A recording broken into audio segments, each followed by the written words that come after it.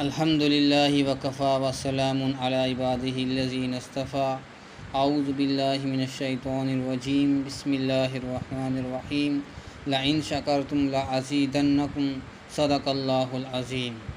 میرے بھائی دوستو بزرگوں، اللہ رب العزت کا بہت ہمارے اوپر احسان ہے کہ اللہ رب العزت نے ہمیں ہر نعمت سے نوازا ہے، اور انسان اپنے جسم کے اوپر دیکھے تو اللہ رب العزت نے اس کو بہت ساری بڑی بڑی نعمتوں سے نوازا ہے۔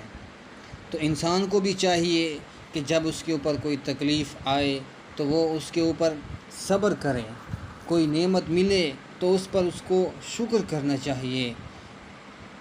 اور آج انسان کو اللہ رب العزت نے آنکھوں جیسی بڑی نعمتوں سے نوازا ہے۔ ان سے پوچھئے جن کی آنکھیں نہیں ہیں۔ میرے بھائی دوستو بزرگ، آج ہم نے آنکھوں کی قدر نہیں کی ہے۔ جب انسان اندھا ہو جاتا ہے پھر اسے اس کی آنکھوں کی قدر آتی ہے۔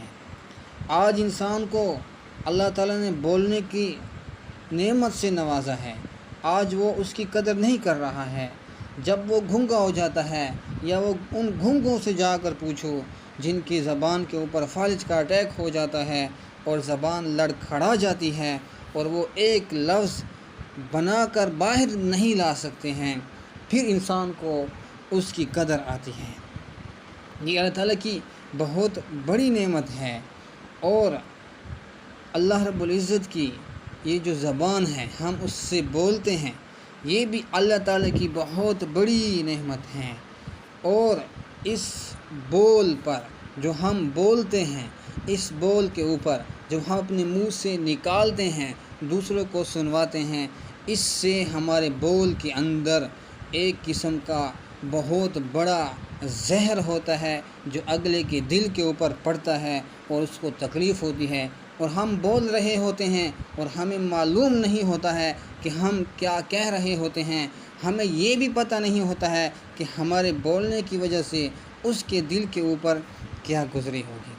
اسی لیے اللہ تعالیٰ نے سارے اعضاء باہر رکھے ہیں، کانوں کو باہر رکھا ہے، آنکھوں کو باہر رکھا ہے اور ناک کو بھی باہر رکھا ہے، لیکن اللہ تعالیٰ نے اس زبان کو اندر رکھا ہے، اور اس زبان پر اللہ رب العزت نے 32 گاڈ مقرر کیے ہیں جن کو ہم 32 دانت کہتے ہیں، لیکن یہ کم بخت اتنی طاقتور ہے کہ ان کو بھی پار کر کے نکل آتی ہے اور اپنے شکار کو یا اپنی زبان سے دوسرے انسان کو وہ ڈس دیتی ہے۔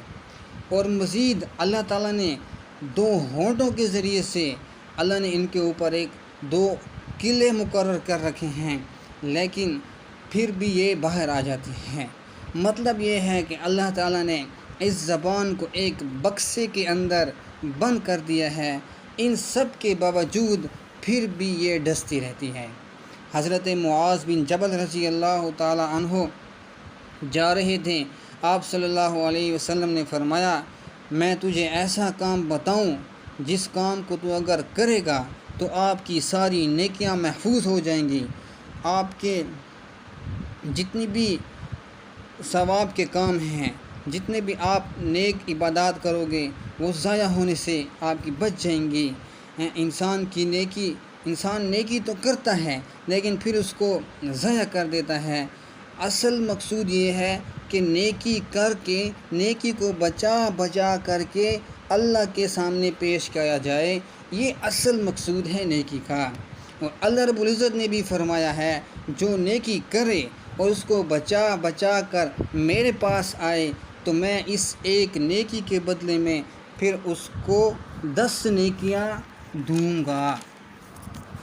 جیسے ہم نے پیسے کو بچانے کے لیے بٹوا، الماری، تجوری بینک میں رکھے جاتے ہیں، اس کو محفوظ کیے جاتے ہیں، اس طرح بلب کو، انرجی سیور کو بچانے کے لیے اس کے اوپر شیشے چڑھا دیتے ہیں یا کوئی لوہے کی چیزیں چڑھا دیتے ہیں، میٹر کو بچانے کے لیے کوئی لوہے کا فریم اس کے اوپر چڑھا دیتے ہیں۔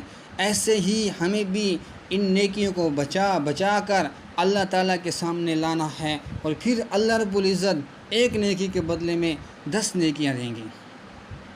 حضرت معاذ بن جبل کو آپ صلی اللہ علیہ وسلم نے فرمایا ایسا کام آپ کو بتاؤں جس سے آپ کی نیکیاں محفوظ ہوگی، جو نماز پڑھو گے وہ محفوظ ہوگی، زکوٰۃ دو گے وہ محفوظ ہوگی، حج کرو گے وہ بھی محفوظ ہوگا، جہاد کرو گے، عبادات کرو گے، اخلاقیات کرو گے، ساری چیزیں آپ کی محفوظ ہوگی، اور صدقہ خیرات، ماں باپ کی خدمت کرو گے، یہ سب ساری چیزیں محفوظ ہوں گی۔